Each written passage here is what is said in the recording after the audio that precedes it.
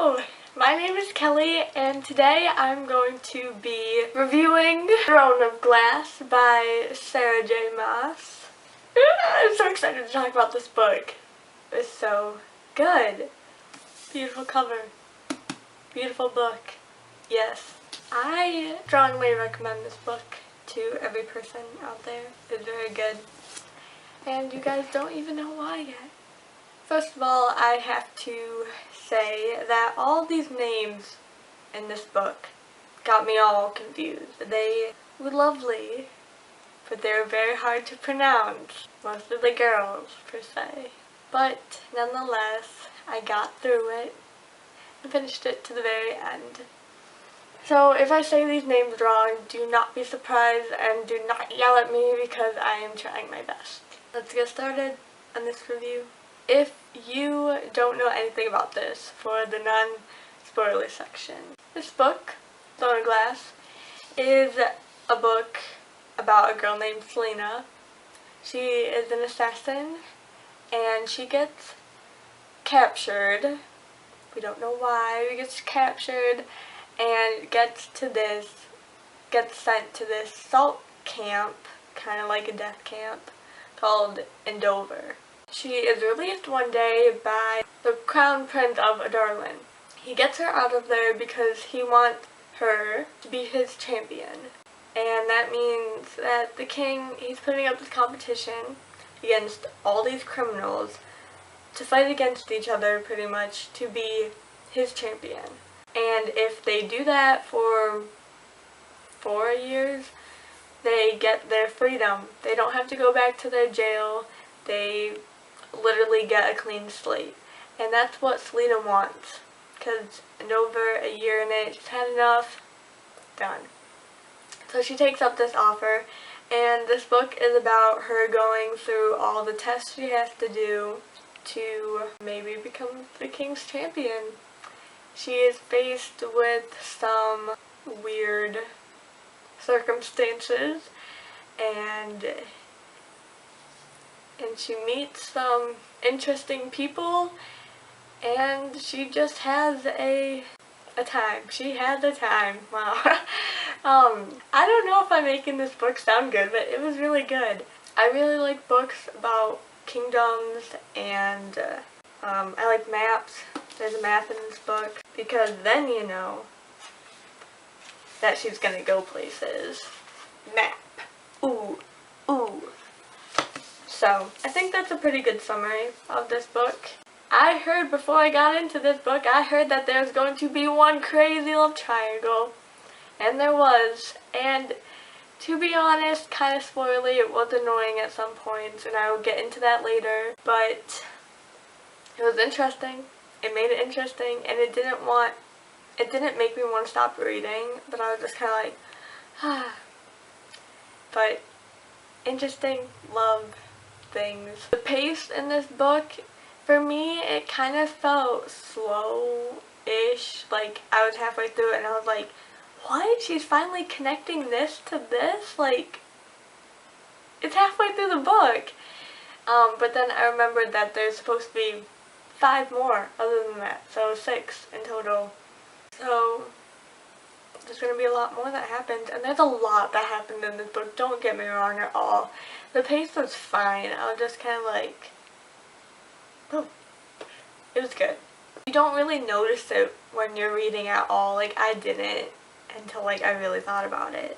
I watched someone's review and they said it kind of had like a Harry Potter type of feel, because I guess it does have that magic in it, but I don't know.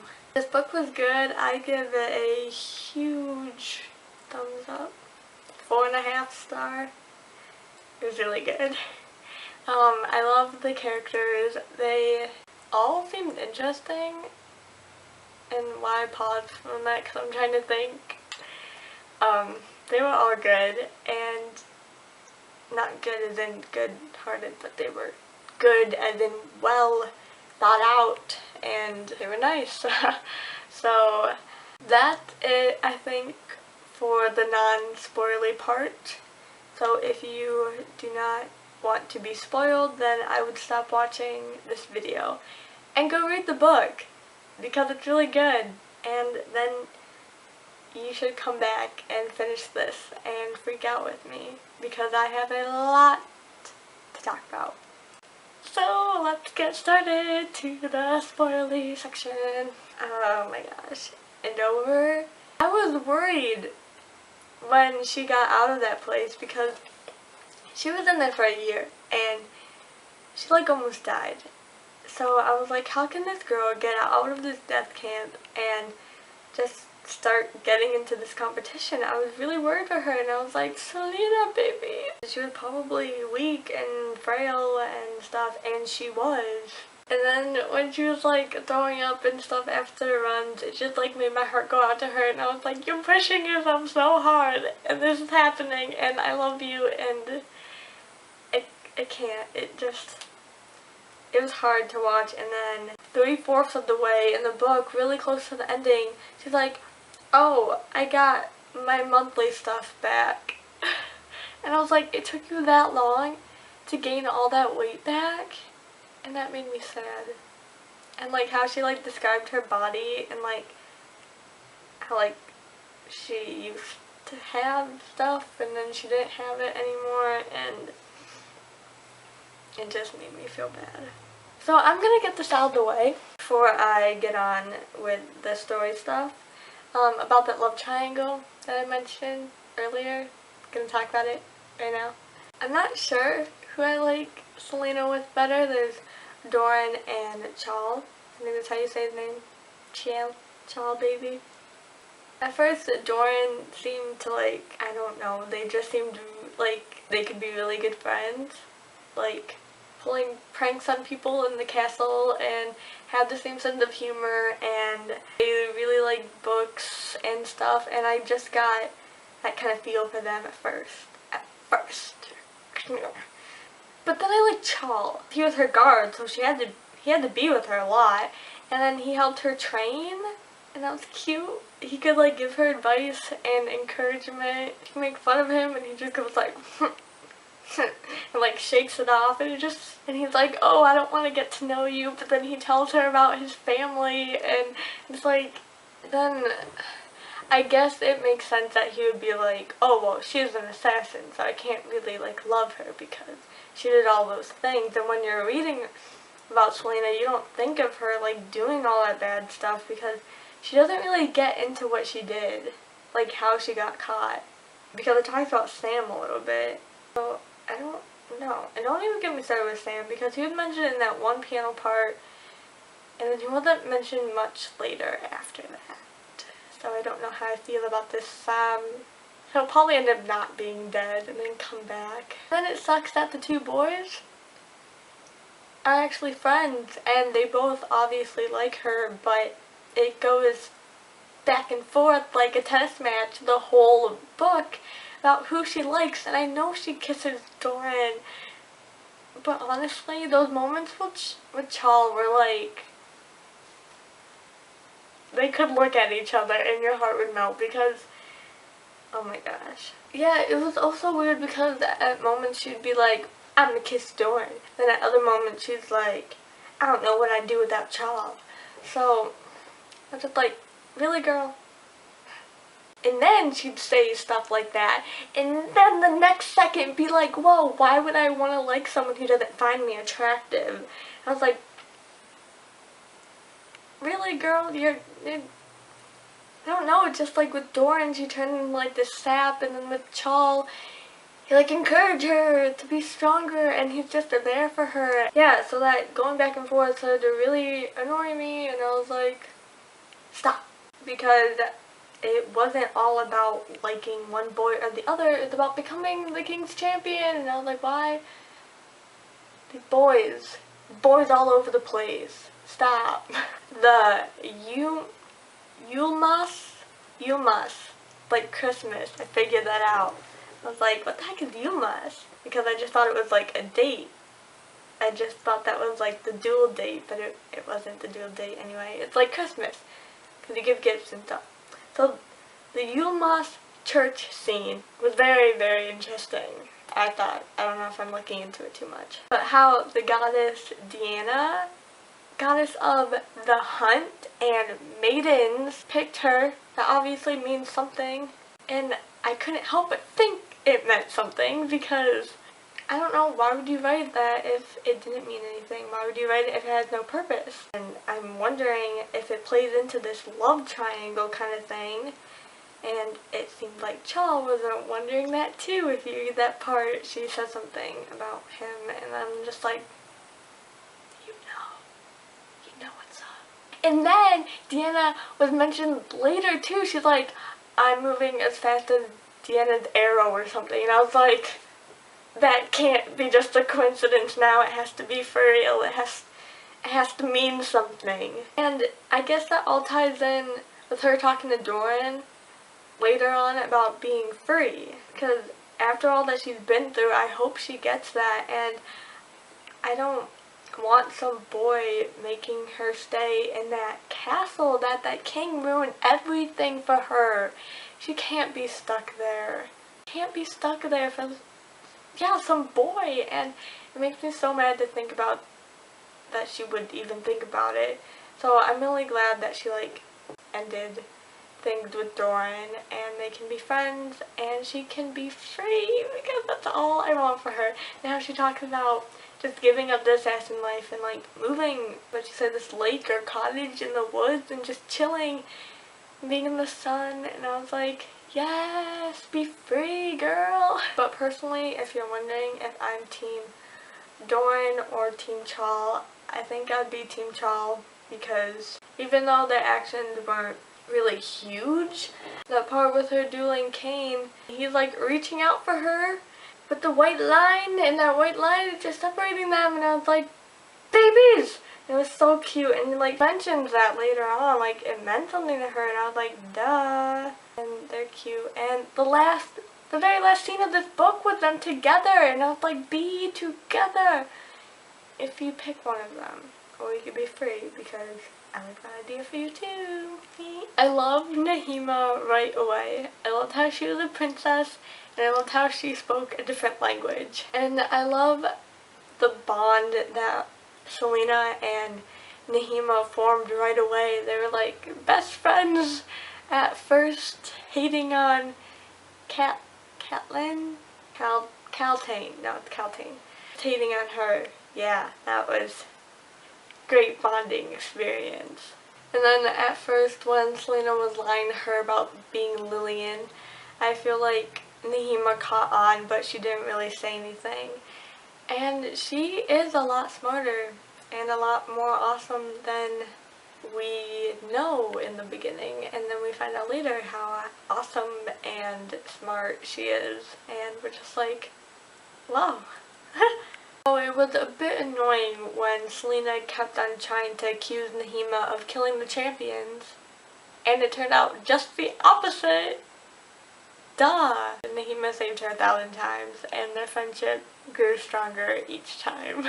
And I love how Nahima gave Selena the name Elenia, because she calls her that, and it's just so cute, and the meaning behind it is just so precious. And I'm like, Nahima, I want to go to your kingdom, and I want to experience it, and that king better not make her do anything the L way. And I'm going to explode. I have to talk about Nox. Nox was really bittersweet. He seemed like a great friend for Selena to have, and like among all the other champions, so it was nice to have someone like defending her too. But I also didn't ever want her going up against him in any way, because that would suck if she was the one to send him home, and I'm like, no! And I certainly didn't want him to die. Peller, the other assassin, he was so cute. And how he helped her out, I just like freaked out, because I'm like, she actually has friends among these people that are trying to beat her, and I'm just like, they're so cute. I'm glad that Peller didn't get killed, but I'm sad that he got sent back to his prison thing or wherever he was at, and I just think he doesn't deserve that, obviously, but he's an assassin, but I don't think of these people like that, and I hate it. And I'm glad that Nox actually escaped the castle and he wasn't killed either, and I was like, yes! And I got so excited when Nox put all the pieces together and he called Selena by her real name, and I was like, I think that meant a lot to her. And since both Peller and Nox are alive, I hope she finds them in the future somehow, and they're both well, and they help her kick butt when needed. I had to talk about that Caltane. I thought it was like Caitlin at first, but it has an L in it, so I don't know how to pronounce that. But I didn't like her. I didn't like how she was introduced. I did not like getting little bits of her point of view. Even though they were small, they were still irritating. Though I kind of felt bad for her, that her love for Doran would make her do crazy things for the Duke, Parrington, and the King. And then I found out later, and I was like, you're annoying with these headaches, shut up about your dang smoking. But then I found out that her headaches were actually from Parrington, about his black ring is sucking the freaking life out of her, and I was like, what? I don't know, at some part I was thinking, well, maybe if Carlton was actually like a spy for the king, for Selena, like, she could actually do that. She likes deceiving parts, but she hates Selena, and the king and Parrington would know because they're evil powers. And I didn't like Parrington because I got that vibe from him that he could beat the crap out of anyone who looked at him, and I was like, I don't like that feeling. I don't like reading that feeling. I don't like feeling that feeling. And he had the same black ring as the king and Cain did. And Cain was like a demon, so. And I love when she found that passageway behind the tapestry, she's like, well, I could escape, but Nahima and Chow would be lonely without me. Oh my god. And she's like, well, so I can't escape right now. Oh, and then I noticed with the passageways, how the middle one led her to the escape route to the water. The one on the left led to the grate above the ballroom, I think, the throne room. And then the right passageway led to the coffin in her dream place. Even though, yeah, so I was like, whoa. And then that Fae Queen, Elena, she was kind of like a prophecy thing in the beginning to Selena to tell her that, like, shit's gonna go down.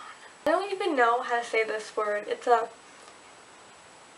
Ritterak?